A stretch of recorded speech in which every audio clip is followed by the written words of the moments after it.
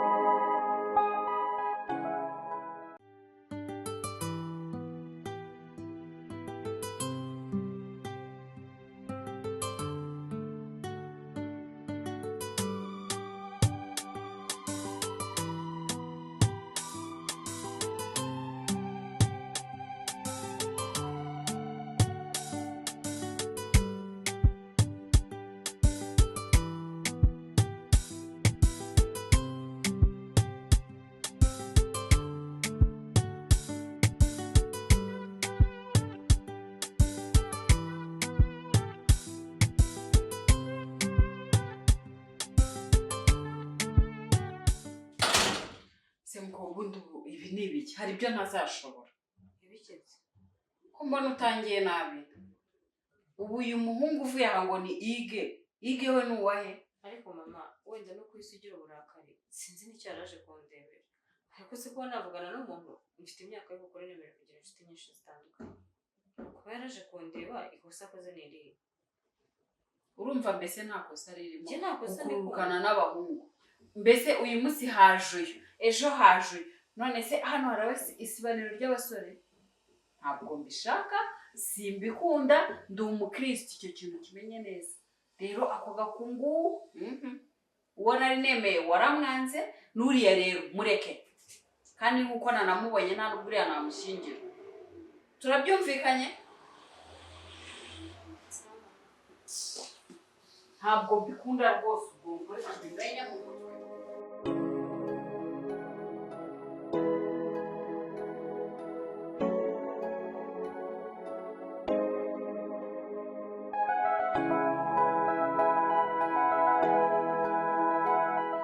Bibiri.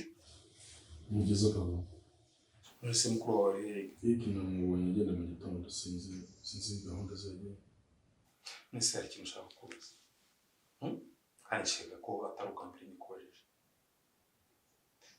Usigaragaza ryari ngo nawe ugaragaza ubushobozi bwawe. Ibyo ni ukuzindukira mu telefone gutyo gusa urebamo umusaruro wabyo ni uwuhe.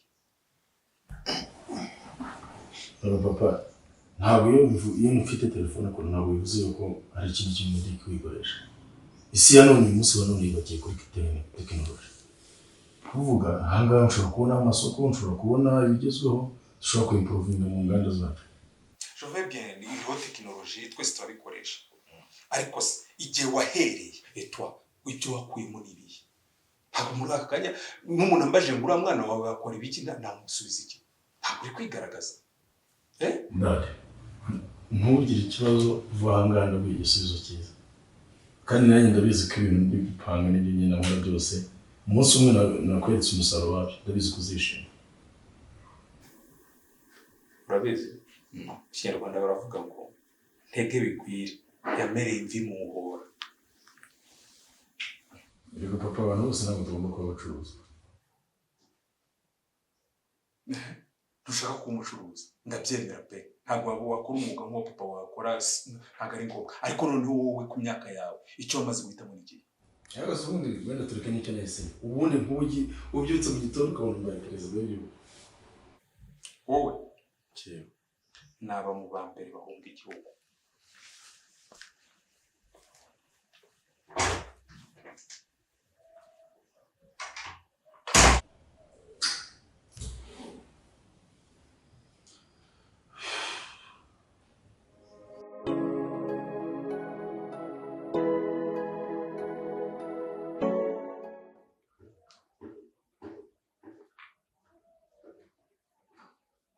Hygue bite umva mbere na mbere banza umbabarire ku bibaye ariko se Hygue ni gute wifata ukaza kundeba mu rugo utambwiye mama yagusuzuguye se numva byari bigende bite iyo ubanza ukampamagara ngasohoka tukavugana cyangwa ukabanza ukanteguza ko ugiye kuza mu rugo no mama wanjye nyine ni ukuntu kameze none se ubwo urambwira ngo yagusuzuguye nyine njye nabikoraho iki mu gihe utigeze umbwira ko uje kundeba Hygue please mbabarira pe ntabwo meze neza nkeneye umwanya ngira ngo twatandukanye ubona ko ntameze neza uriya muntu dufitanye ibibazo ntabwo rero umuntu muri mundi yo gusohoka ngewe mu gihe hari ibintu bimuroze mu mutwe ntabwo nari kukubihereza pe mbabarira Hygue nyihanganira dushaka umwanya tuzabonana ariko numva dutayari mu mutwe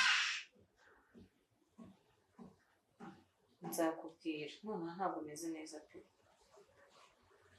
okay sawa nta kibazo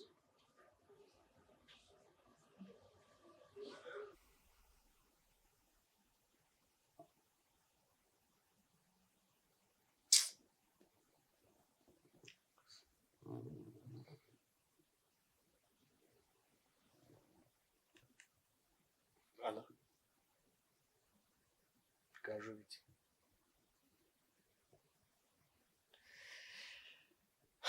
Sha. Umbabarire kabisa ku byaraye bibaye nijoro. Ntabwo ari kurema bishaka.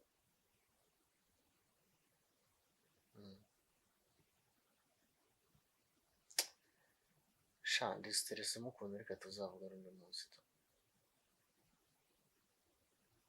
Nonanga. Ibintu byadanje utambwira kuri phone n'ibiki kubyo nazo kureba aho ngaho uraye.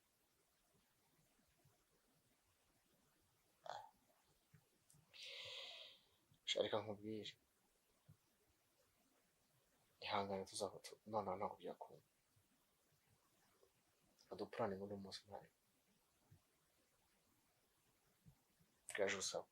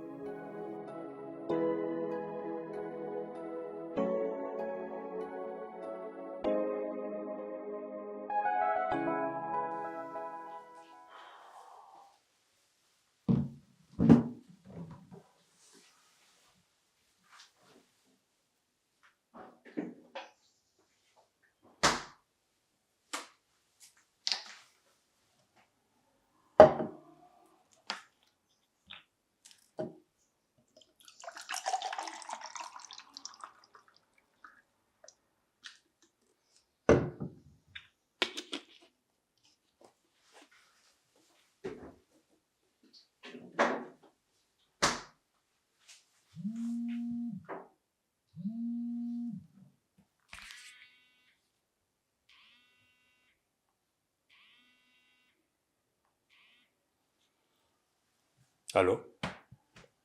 Oui. Mwiriwe?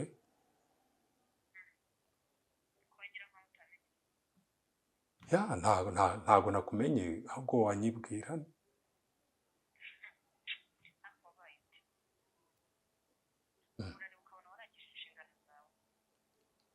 None se kuri kumbwira numva uri kumbwira nabi kandi utananyibwiye nibura wabanje ko nyibwira nkamenya uwo tuvuga n'uwo ari we.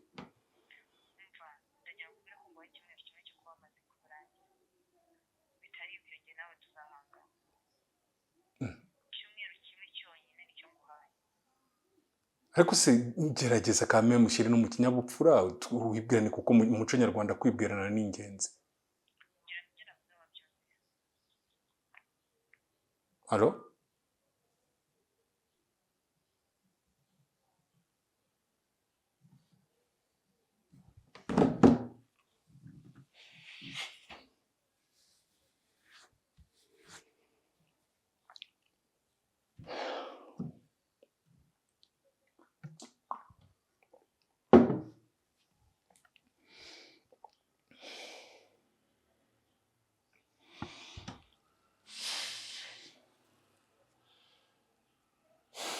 Uyu muntu ni Rwanda tu.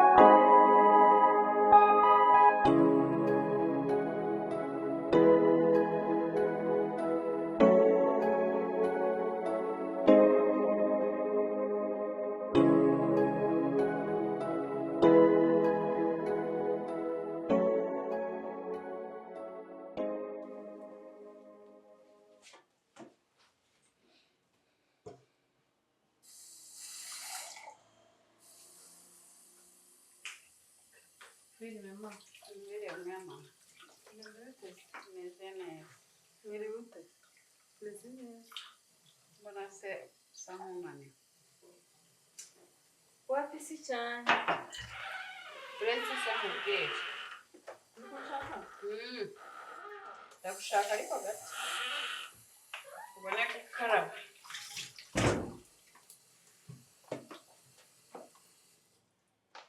Akabazo nshaka kwibariza. Hano nsubize umbwije ukuri. Ndakuzi. Hari ikintu nakomeje kwibaza. Uriya muhungu waje hano ejo ko nakomeje kumwibazaho cyane. Murakundana bimeze bite? Impamvu mbikubaje nyine banze uyumva. Kurikije ibyo yambwiye nkumva amagambo y'uko ngo mwari kumwe yagutahanye. Ibajije ibintu byinshi cyane. Ngaho nsobanurira kandi umbwiza ukuri nk'umwana ubwira mama we. Mama mu by'ukuri ngo nta kintu mpanga nawe pe. Ni inshuti yanjye isanzwe. Ntabwo duteretana. None se kuba twahura tukajya gusangira icyayi si ibintu bisanzwe. Ejo twarasohokanye turagenda turasangira. Ahubwo se ejo si ubwo yaje hano? Ejo bundi hashize mu ijoro ryabanje twagiye gusangira icyayi. Rega iryo sangira niryo rifamo n'ibindi. Mama trust me nta kintu mpanga n'uriya muhungu. Uriya rero mwana wanjye ntuzajya ubona nk'umubaza utuntu nk'utwo mba nkeneye kubimenya kuko hanze aha ntabwo ari heza. Ese ubundi ubwo wasubiranye na Ganza koko aka kajagari k'abagabo k'abasore ko karorera kandi Ganza yari umwana mwiza pe. Ganza impamvu buriya wenda utagira ngo ni uko yahise aguha imodoka ariko nkurikije nasanze ari umwana ushobora kuba afite uburere pe. Mama gusubirana na Ganza byo byibagirwe. Ahubwo rero modoka ndumva nshaka kuyigurisha. Ese uriya muhungu nawe ko ntamwiyumvishemo biragenda gute ko kandi ko mbona gusangira uko nguko kwavamo ibindi. Ase mama niho uzamuhitiramo tuzabana cyangwa niho uzamuhitiramo? Ngaho nyumvira none ibyo numvisha. Subiramo ngo imodoka ngiye kwigurisha. Umaze gufata icyemezo ariko ngo uzindi urukundo ugira umwana siyakomana isengesho ngo usenga buri munsi ntunanyumva. Hari umukobwa wanjye bari kumuroga arashaka kugurisha impano imodoka. Ibi bintu hoye ndahaguruka nsenge ninshaka njya no mu butayu.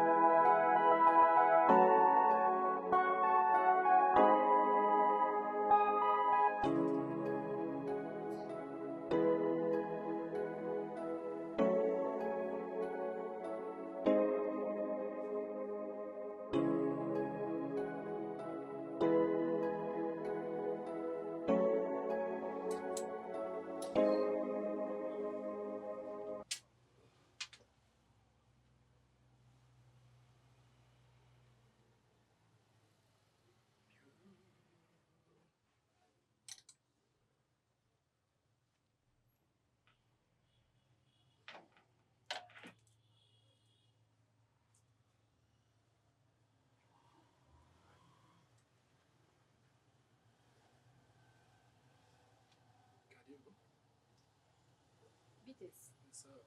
Karibu. iri duka ryose ni iryawe se Oya, iduka ntabwo aba ari iryanjye, aba ari iry'abakiriya. Ni iryanyu kabisa. ese ufitemo umukobwa ugufashamo hano ra Umukobwa? Mfashe iki? kugufasha none se ko ari iryawe ryose ubwo urabona wabyifashamo byose ukabishobora Ntabwo biraguka ku buryo nazanamo umuntu wundi kabisa, ndabyikorera. ufite ikanzu wera se Ikanzu zo ntizabura. ushaka akanzu ko kwambara ndebemo akanzu keza Ndayifite nziza, nari nabikiye umuntu ariko reka nyiguhe kuko ndabona muteye kimwe. Reba ibara ryayo, urabizi ko icyatsi kiri gukora umuti muri iyi minsi. ese bwo ni kumitiyemo Urumva iyo kanzu mbabarira ipima urahita ubibona neza. reka nkipimemo ndebe Uza kwipimira nawe haruguru. Turimo n'utundi tuntu twiza, tutari amakanzu cyangwa ari ikanzu gusa ushaka. ndaje unyereke Jya kuri urwo ruhande rwo hirya.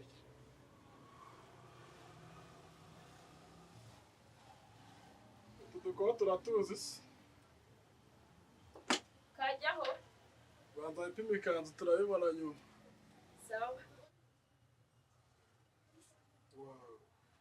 karambere Birabereye sana. ahubwo niba byananiye kugira gufunga imashini oya mfungira gutya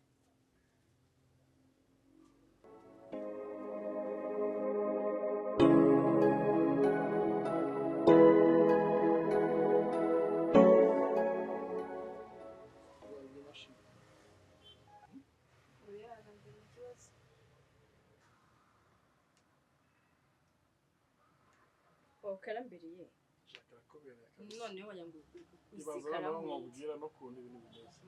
Umuntu wambaye ikanzu bwa mbere ikamubera nuko yari ameze leta nawe ntukare sibyo ntugakabye nta kibazo